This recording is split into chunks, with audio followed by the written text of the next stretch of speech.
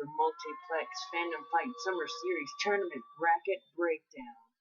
Now, as of right now, the semifinals have just finished, and we are moving on to the grand finale, the grand finals of the Summer Series Tournament. That's right, we have gone through 32 other competitors, and now we are down to our final two. So let's go ahead and get a look of what this match is going to be. So, here are your finalists. You have the number 8 seeded Maggie Brzakala versus the number 10 seeded Tim Brzakala. It is going to be a fellowship civil war, but not only that, it's going to be a Brzakala civil war. So the interesting question that I have in my head right now is, who are going to be their managers? Because Cody Newberry's managing both of them, and sure, he can go on this entire thing of, oh, I'm going to manage both of them. In the Maggie versus Cain match, it was very obvious that Tim was assigned to be Maggie's manager, whereas Cody was assigned to be Cain's manager, even though Cody, in the end, was the manager for both.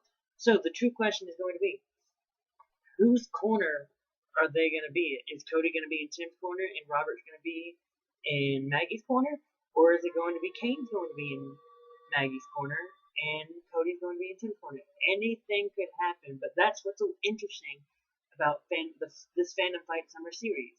There were a lot of shocks throughout the entire tournament, and I'm just so looking forward to this match, because this was a match that, though I would have liked to have been in the finals, this was a match that I was hoping to see if I didn't make it. I wanted to see Maggie versus Tim, because in my opinion, this is a match that was made in heaven, in my opinion. So, without further ado, let's look at the semifinals matches actually, and sort of get a rundown on what happened in there. So, going over to the first match of the semifinals, though it wasn't the first match uploaded, it's the first match when you look at the bracket, when you read left to right. So the first match was the number 8 seeded Maggie Brzakala versus the number 13 seeded Cain McMillan, the first actual Fellowship Civil War.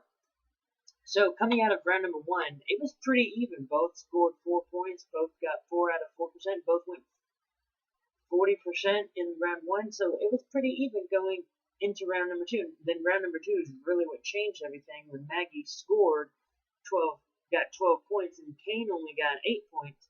Because Maggie was able to get 3 out of 5 correct on her spin. Only one of them were brought to multiple choice, and she was able to steal 3 out of 5 of Cain's questions, and they were all brought to multiple choice, going 60% on her spin, and she was able to steal 60% on her opponent's turn.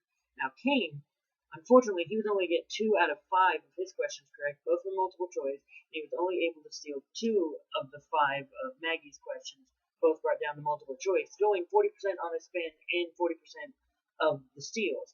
And then we come down to the crucial round 3, the one that has been truly changing up what this tournament is. And so when we look at it, Maggie only got 2 out of 5 correct, and Cain was able to get 3 out of 5 correct.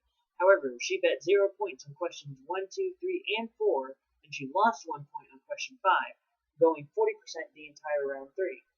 And Cain, however, he got 3 out of 5 questions correct, betting 0 on questions 1 and 2.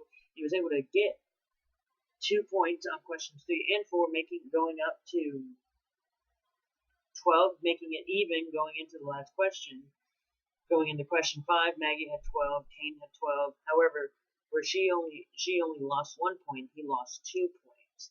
And Maggie, with the final score, Maggie with 11 and Cain with 10. Now, when you look at the accuracy rating of them, Maggie was able to get 12 out of 25 correct, going 48% out of 100%.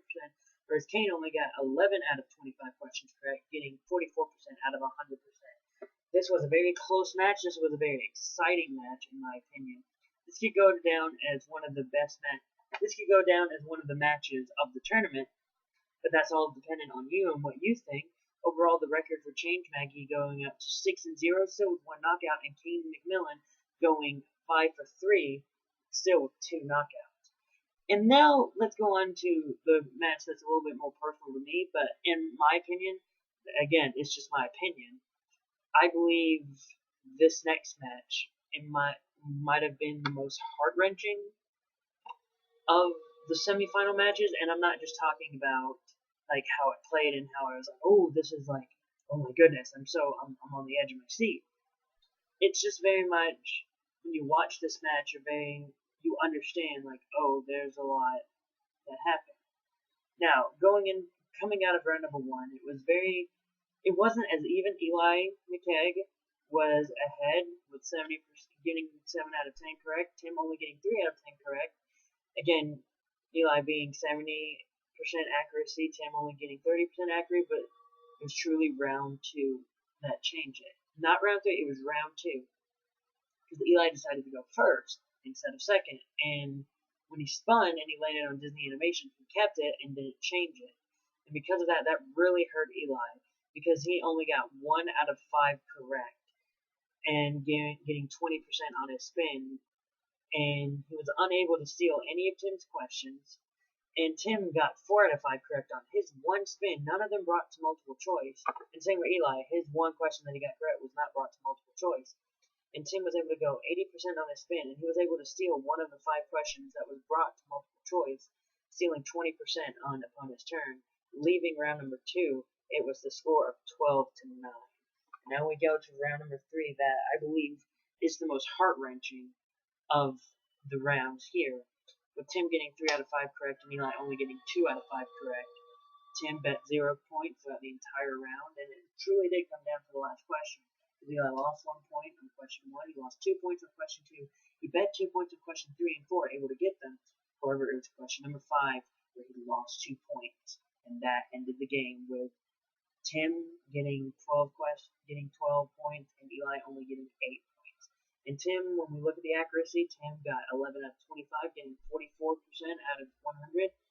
And Eli only got 10 out of 25 correct, getting 40% out of 100. And I think another thing to note here is, like, throughout both of these matches, everyone was very humble, and out of the fellowship, no one was upset, and you can sort of tell that Eli in his match needed some assistance, maybe even some direction on where to go, because even after it, he showed like real anger and real passion. And even if you look closely during his post-match interview, he's legitimately shedding tears because of how much he cares about this thing, of this league. And Tim also cares very much. You can see it by the way he carries himself, how he continues to add to the group, being an admin in Multiplex as well. That shows how much he cares and wants to help better the product. Cain, starting this entire thing, he cares probably just as much as anyone, or even everyone combined. He may care more than some people may believe, because he started the thing. Without him, we wouldn't have Fandom Fights. And Maggie, just being connected with Robert, Tim, Cain, Cody, Jake, just being a part of that little coalition right there, and seeing them sort of work together, and seeing Maggie very much wanting to better herself, that shows how much she cares. And I think that was the big thing. Again, I said this in my quarterfinals. I think that was the thing about the semifinals, of how much each opponent cares about this one league in this tournament. But anyway, going back to the records for the Eli versus Tim, Brzakala now going up to 6-1 with 1 knockout, and Eli going down to 6-5 with 1 knockout. Again, Eli playing more matches than most people imagine. This was his 11th match in all of Fandom Fights. It took me a while to look and see how many matches he's played. So he's played 11 matches. So it's very interesting to see where his future can go. I'm very curious to see what Kaleb Koho, Brzakala, who is now one of admins of Fandom Fights, and Cain McMillan, I wonder what they are going to do with him. And I'm very curious what they're going to do with Cain as well, because I'm very much hoping that we get to see more Cain in the future.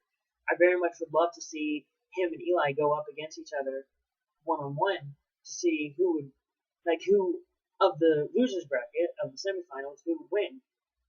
And so those were the 2 semifinal matches. Again, like, these videos are going to be getting shorter because there aren't that many more matches left. So that has been the bracket breakdown of the semifinals. But overall, let's look at this tournament as a whole. This entire tournament has shown that it doesn't matter what your seeding is, you can still put up a good fight.